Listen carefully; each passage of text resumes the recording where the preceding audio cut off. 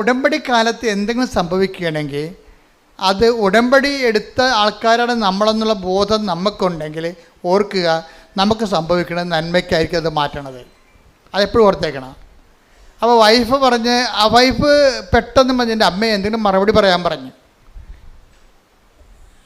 ഇവർ പിടിച്ചു നിർത്തിയല്ല, കടക്കാർ പിടിച്ചു നിർത്തിയില്ല, അതിൻ്റെ ഓണർമാർ പിടിച്ചു നിർത്തിയപ്പോഴേ തടഞ്ഞു നിർത്തിയപ്പോൾ ഈ ജോജിയുടെ വൈഫ് മാതാവിനോട് പറഞ്ഞു, അമ്മേ എന്തെങ്കിലും. അപ്പോൾ ഉടമ്പടി എന്ന് പറയുമ്പോൾ സഞ്ചാരി മാതാവല്ലേ, എവിടെയായാലും കൂടെ ഉണ്ടാവില്ല ആൾ. അതാണ് ഉടമ്പടിയുടെ ഏറ്റവും വലിയ ഗുണമെന്ന് പറയണത്. പക്ഷേ സഞ്ചാരി മാതാവാണെന്നുള്ളതിനെക്കുറിച്ച് നല്ല ബോധം ഈ ജോജിക്കുണ്ട്. നിങ്ങൾക്ക് പലർക്കും ഇല്ല, അതാണ് പ്രശ്നം. സഞ്ചാരി മാതാവ് എന്താണെന്ന് പോലും അറിയാൻ പറ്റില്ല. സഞ്ചാരി മാതാവെന്ന് പറയണത് ഉടമ്പടി എടുക്കുമ്പോൾ ദൈവം നൽകുന്ന ഓഫറാണ്. മനസ്സിലായില്ലേ? I will come with you wherever you go, അതാണ് ഓഫർ എന്ന് പറയണത്. പുറത്ത് നാട്ടുകാർ ഓഫർ എന്ന് പറയുന്നത് നമ്മളത് എന്താ പറയും, വാഗ്ദാനം എന്ന് പറയും. രണ്ടും ഒന്ന് തന്നെയാണ്. പുറത്ത് ആൾക്കാർ പറയണത്, കച്ചവടക്കാർ പറയണത് ഓഫർ എന്നാണ് പറയണത്. കർത്താവിൻ്റെ വചനത്തിന് നമുക്ക് വരുന്ന പ്രയാസങ്ങൾ അതിജീവിക്കാൻ വേണ്ടി ദൈവം തന്ന ഇൻസെൻറ്റീവിന് ബൈബിൾ പറയണ പേരെന്താണ്? പ്രാമിസ്. എന്താണ്? വാഗ്ദാനം. ഇപ്പോൾ ഒരു വാഗ്ദാനത്തിലൊരു സംഭവമാണ്. എന്താണ്? I will come with you wherever you go, നീ എവിടെ പോയാലും ഞാൻ നിൻ്റെ കൂടെ ഉണ്ടാകും. അപ്പോൾ അതിൻ്റെ അകത്ത് അതങ്ങനെയാണ് സഞ്ചാരി മാതാവ് ഉണ്ടാകണത്. അമ്മയുടെ മധ്യസ്ഥയിലല്ല ഉടമ്പടി എടുത്തിരിക്കണത്. അതുകൊണ്ട് അമ്മ നിൻ്റെ സങ്കടങ്ങളുടെ കാലത്ത് ഏത് സമയത്ത് ആ പ്രശ്നങ്ങളുള്ള കാരണം അമ്മ നിൻ്റെ കൂടെ 24 hours ഉണ്ടാകും. അതാണ് ഈ മുല്ലപ്പൂ മണവും മഴവില്ലും പലതരത്തിലുള്ള ആൾക്കാർക്ക് പല പല അനുഭവങ്ങൾ വരണില്ലേ. അത് എന്തുമാത്രം അനുഭവങ്ങളാണ് വരുന്ന ആൾക്കാർക്ക്. അതാണ് സഞ്ചാരി മാതാവ്. അപ്പോൾ ഇതിൻ്റെ ഈ ജോജി ഭയങ്കര ഇതിൻ്റെ ഒരാളാണ്. കാര്യം അമ്മ സഞ്ചാരി മാതാവാണെന്ന് വളരെ വ്യക്തമായിട്ട് വിശ്വസിച്ച് ജീവിക്കണ ഒരാളാണ്. അത് വൈഫിനും അറിയാം. അപ്പോൾ അമ്മ ഇവർ തടഞ്ഞു നിർത്തുമ്പോൾ പറയും, അമ്മേ ഇതിനൊരു മറുപടി ഇപ്പം പറയണം എന്ന് പറയും. കാര്യം ഞങ്ങൾക്ക് മനസ്സിൽ മറുപടി. അപ്പോൾ അവർ പൈസ തന്നിട്ട് പോയാൽ മതി എന്നാണ് പറയണത്. ഉടനെ അമ്മ അവൾക്കൊരു മറുപടി കൊടുക്കും, പറയാം, മനസ്സിൽ തോന്നിക്കും, പറയും. അവൾ നട്ടല്ലോട് പറയും, പിന്നെ ഞങ്ങളുടെ പകുതി നിങ്ങളുടെ കയ്യിലില്ലേ, അത് പകുതിയോളം വരും നിങ്ങൾക്ക് തരാനുള്ള വാടക ഇനത്തിൽ. പിന്നെ അത്രയും പകുതിയോളം ഞങ്ങളുടെ മെഷീനറീസ് അതിൻ്റെ അകത്തുണ്ട്, ഇൻസ്ട്രുമെൻറ്റ്സ്, ഉപകരണങ്ങൾ അതിൻ്റെ അകത്ത് കിടപ്പുണ്ട്. അത് നിങ്ങൾക്ക് ആവശ്യമുള്ള എടുത്തോ, നിങ്ങളുടെ വിലക്ക് നിങ്ങൾക്ക് എന്തുമാത്രം കാശ് തരാനുണ്ട് അത്രയും ഉപകരണങ്ങൾ ആ കടയുടെ അകത്ത് കിടപ്പുണ്ട്, അതെടുത്തിട്ട് ബാക്കി ഇങ്ങോട്ട് തന്നാൽ മതി എന്ന് പറയും. So okay, clear.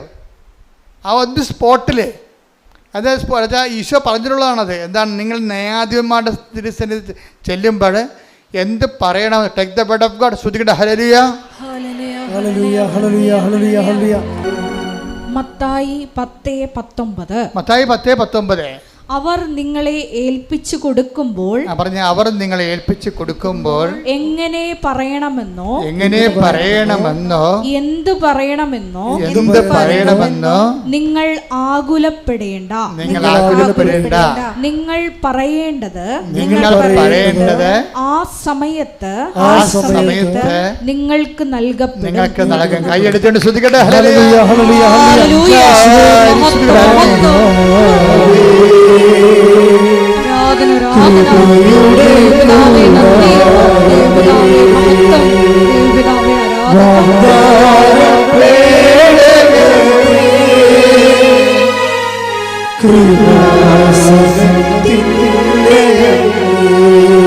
സഞ്ചാരി മാതാവേ,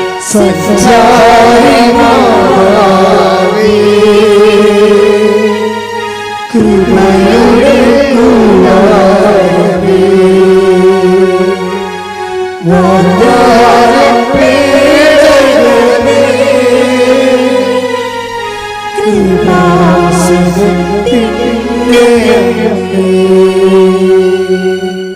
അതാണ് അച്ഛൻ ആദ്യമേ പറഞ്ഞത്. ഉടമ്പടിയിലായിരിക്കുമ്പോൾ നമുക്ക് ഉടമ്പടി ഒരു ബോധമാണ്.